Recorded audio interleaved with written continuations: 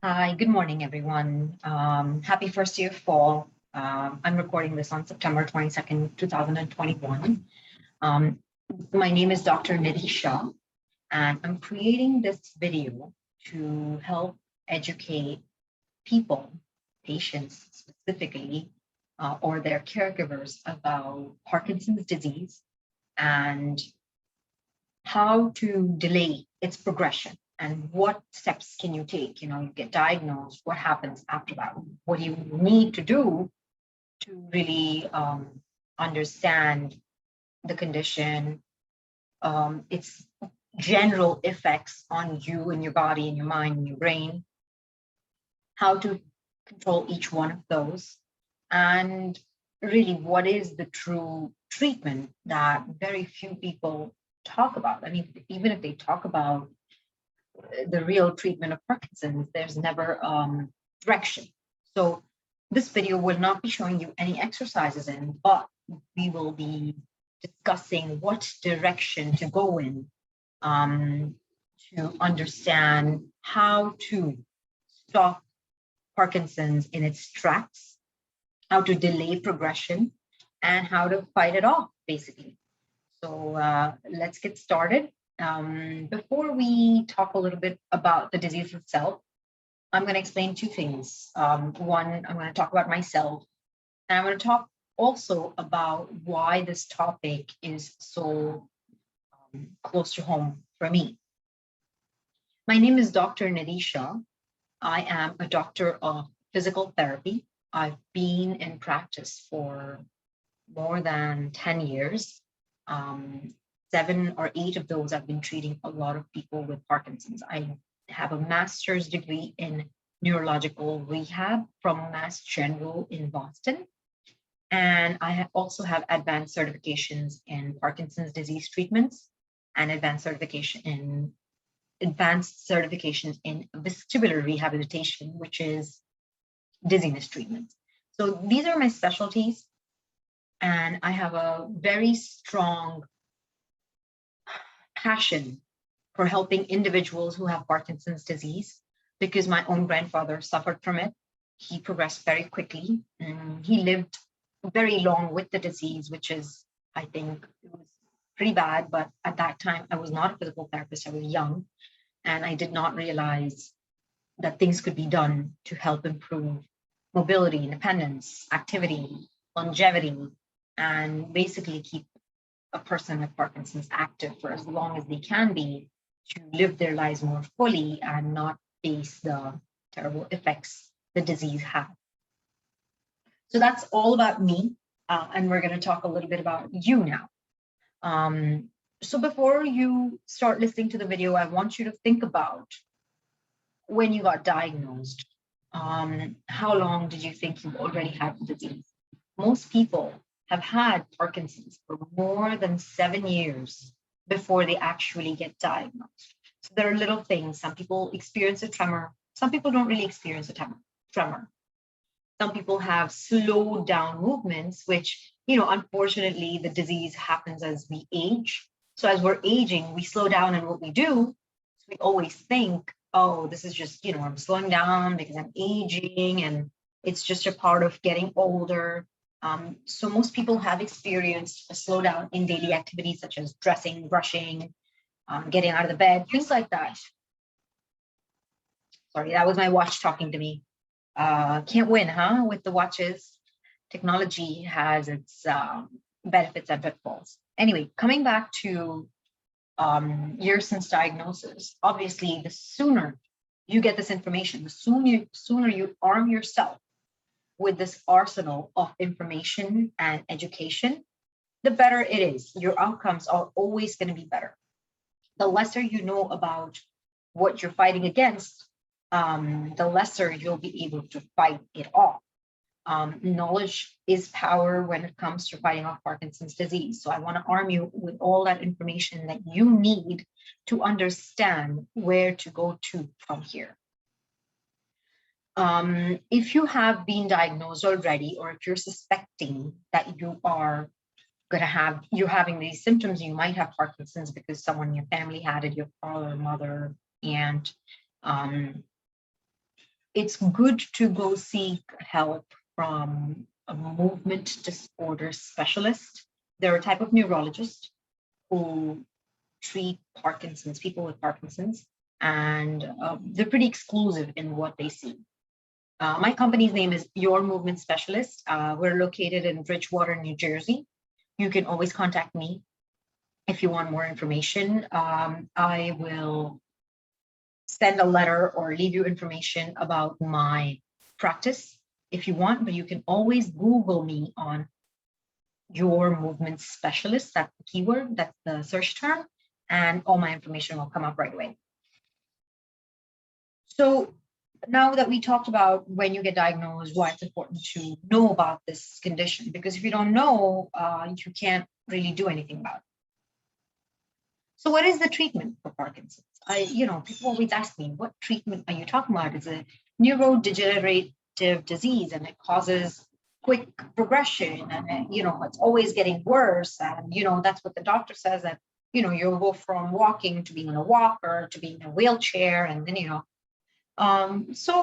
it's really a lot of information to process. A lot of people tell me that they feel like they've lost hope and they feel like they've been given their future written in that little piece of paper, and they feel like it's a death sentence. And I'm sorry, it's a lot to process when you get the diagnosis.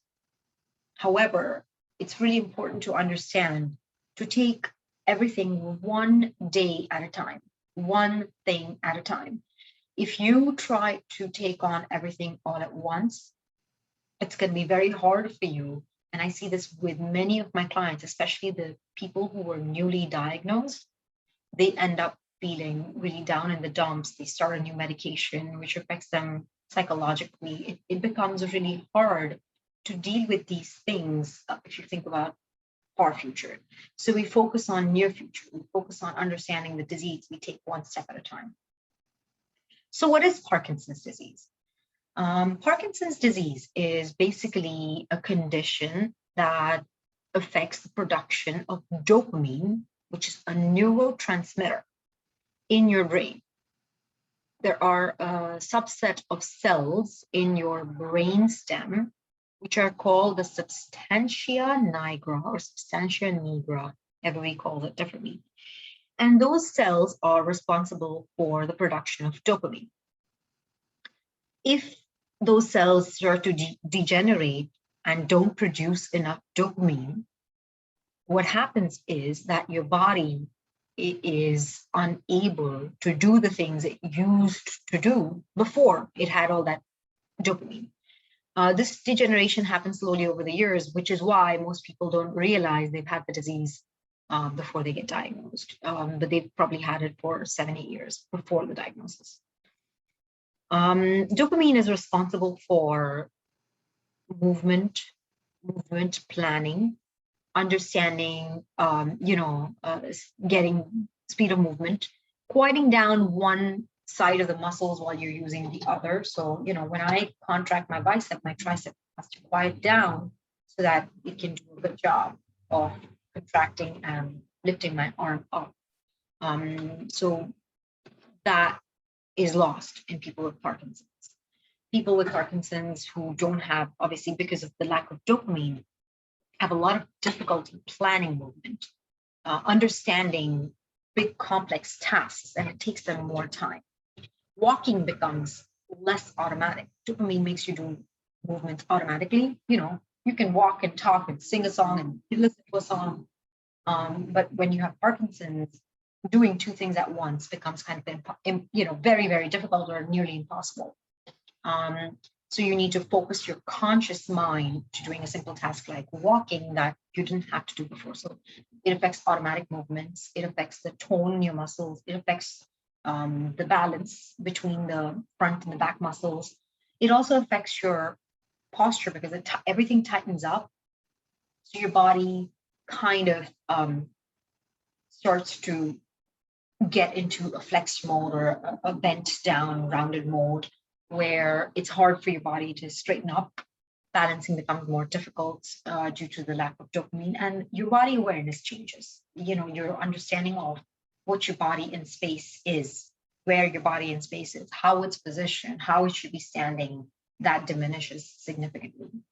A lot of my people also experience a lot of sensory issues. Now, when you say sensory issues, you think about tingling, numbness in the feet. I refer more to understanding how big your movement is. Are you taking long steps, big steps? My patients tell me my feet are stuck to the floor. I can't move them. They're just stuck to the floor. My upper body wants to move and they feel frozen. They freeze, they hesitate, they festinate, they fall. Falls are a huge component of having Parkinson's disease. So these were the effects of lack of dopamine on movement. When you talk about a lack of dopamine on your brain, mental health, it can cause neuropsychological effects, different, neuropsychological effects such as not being able to process information quickly, not being able to respond to someone quickly. Someone says something to you, you're still processing in your head, and they've moved on, and you're still thinking about the response for that first sentence. So you feel out of context at times. The voice, the volume is low. You don't feel confident in yourself. You feel like there's a lot going on. Everybody's talking, everybody's moving at super speed, and you're just like out of place, out of sync. And that causes a lot of people with Parkinson's to withdraw themselves from everybody that they love and everybody that they're usually happy being around. And that social isolation is really terribly sad, terribly saddening, causes depression, can cause anxiety, and people really, we're social animals, and that's really not something that people look forward to. There are some other neuropsychological effects that I'm not going to discuss in depth because you don't want to know some things that are not happening to you. However, if you're having like nightmares and weird restless movements at night, better to consult a neurologist because it's probably related to your Parkinson's disease.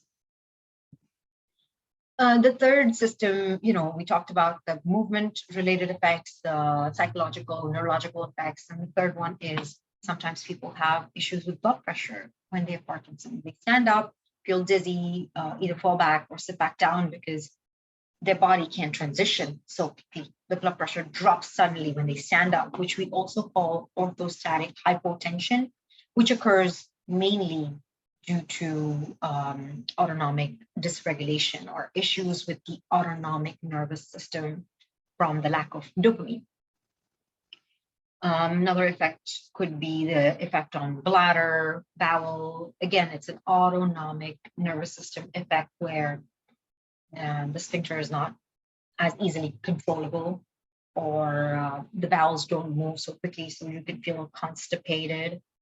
So all of these put together, you feel fatigued, you feel depressed, you don't feel good, you don't want to go out, you don't want to interact with people because it's too much of a hassle trying to deal with what they have to say and process all that information. This is something that, soon after diagnosis, people start experiencing, and they can't understand what to do and how to make their lives better. And it's even worse for the caregiver. If they're understanding, they get limited in what they can and can't do, and being the caregiver, they have to be around the person who's afflicted with a disease.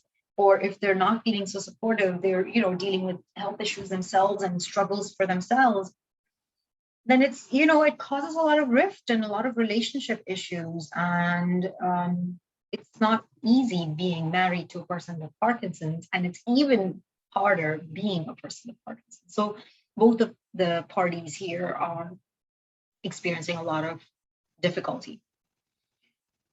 So I talked about all the bad things, all the difficult things, and the good news is there's treatment for it. And the treatment is exercise.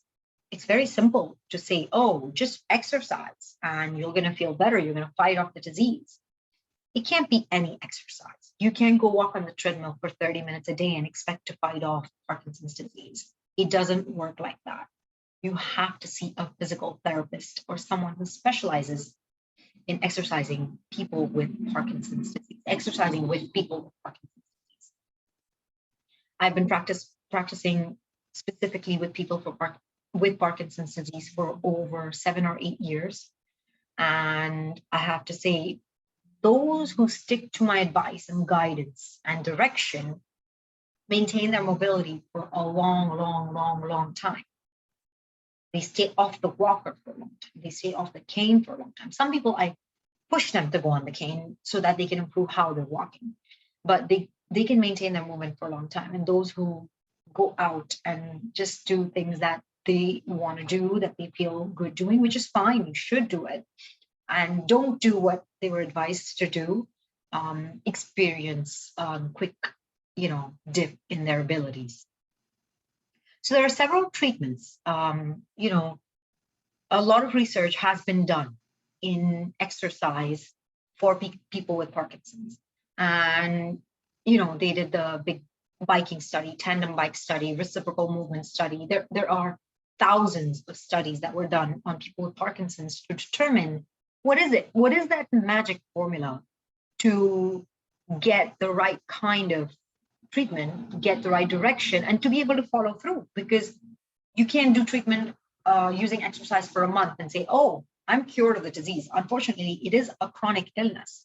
So you have to exercise every day, just like you brush your teeth every day. You go to the dentist will say, okay, I'm going to clean your teeth for you. And now, from now till I see you in 6 months, you're going to brush and floss every day to maintain your health. So exercise is like brushing and flossing for people with Parkinson's. Really important to do it every day. Can't miss a day. I feel tired. Get up and exercise. You're actually going to feel better. So what does exercise do? The right kind of exercise. Well-dosed, high intensity, good effort, includes cardio, movement, everything. What are the effects of that exercise? So research shows that exercise that includes moving with big amplitude, addresses postural muscles, addresses trunk movement, addresses how big they're moving, addresses balance, addresses cardio. All those combined, it prevents disease progression, delays disease progression, one. It improves the way someone walks. So if someone saw you, in the street walking right now, they could probably tell there was something wrong with you. They could see your tremor and guess that there was something going on that, is not quote unquote normal, which is not a word I like to use, but I know that that's what you think. People think that, oh, I don't look normal. Oh my God, that person's staring at me. How will I get into the restaurant? People are going to be looking at me. Everybody's watching me. And that big concern. So doing exercise every day addresses that concern with you be able to stand up tall, not be bent over, be balanced, walk with big steps, have better balancing ability, meaning if you were to trip over something, you'd be able to catch your balance more quickly. So these are the effects of exercise. Currently, there is very little research showing that exercise helps with tremors.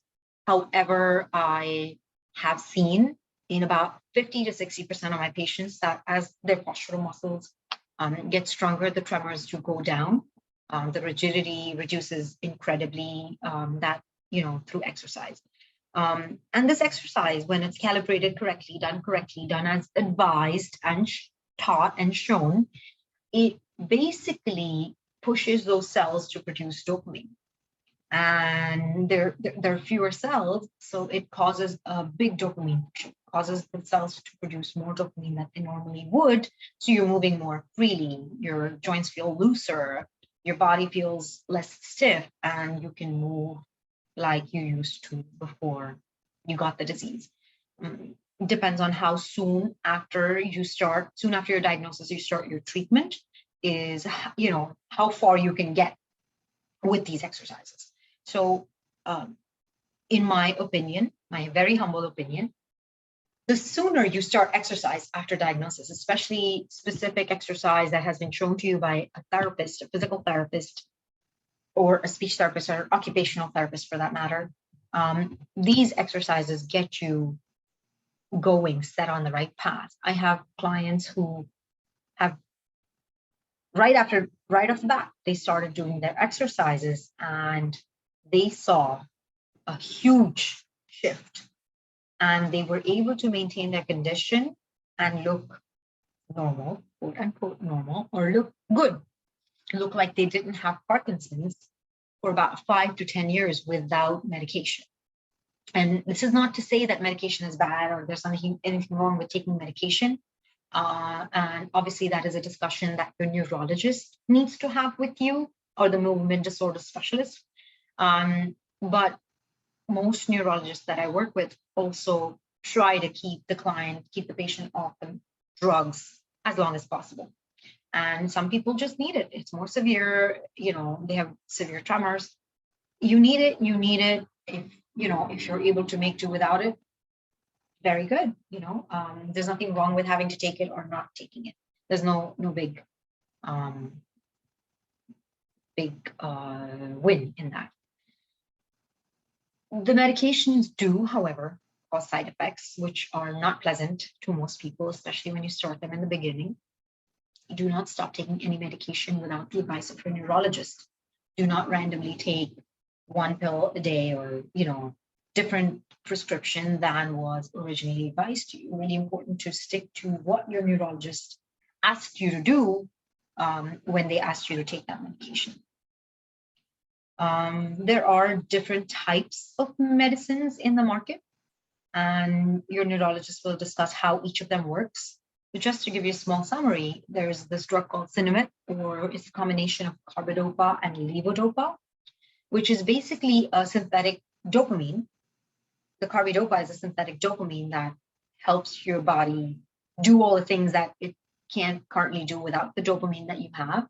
And the levodopa basically helps that drug cross the blood-brain barrier to reach where it needs to reach to cause the effects that you want it to have. Another drug that is used often, and it is also used very often with people with restless leg syndrome, is called pramipexole, and it's used more for tremors and more for people with a lot of shaking and movement. The third type of drug that they use, and I'm using a brand name. There are, generic names or chemical names. I'm just using the most common brand names that I hear often. Third one is Azilect, and what Azilect does is prevents the breakdown of dopamine. Whatever little amounts of dopamine are released into your brain, they get broken down and processed and taken away, because that's how our body works. It processes whatever's produced. So Azilect prevents the dopamine from being processed, so it stays in your brain for longer, causing you to be able to utilize it more effectively and better. So these are the most common ones. There are a lot more, and honestly, I am not the authority on medications, and I do not prescribe medications. I prescribe exercise. But just so you know about these things, it's good to have this on your radar when you have a conversation with the neurologist. So these are the few things that I wanted to talk to you about with regards to Parkinson's disease, how it makes you feel, why it makes you feel the way it makes you feel, what are the things you can do to help yourself, and what are the medications that could possibly be used by your neurologist in treating your condition. If you are a person with Parkinson's, please give yourself a fair chance. Give me a call. My personal goal is to help people with neurological diseases, Parkinson's, dizziness, and get them back their lives. I want you to live your life to your fullest, because I experienced firsthand and saw my grandfather suffer through the disease, being dependent completely on somebody else. And I don't want that for anybody, because it's not a pretty sight. It's not pleasant. I want you to feel like you have control, you have power to fight off this disease as long as possible. I want your caregiver, your wife, your husband, your children to feel like you're doing your best and understand how best they can help you and support you through this journey. And that's why I'm making this video for you. You can follow me on Instagram and Facebook at Your Movement Specialist. My website is www.yourmovementspecialist.com. You can also look me up on Google at Your Movement Specialist. And my phone number is 609-726-6003. If you're skeptical about working with me, you can give me a call and we can schedule a free discovery visit where we can talk a little bit and we can discuss how or if I can help you. And if I can, I can. And if I do, it's going to change your life forever, like it has for thousands of my patients. I really appreciate your time. I hope you found this information useful, helpful, and call me. Even if you don't want to work with me, but you need more information, call me, 609-726-6003. Thank you.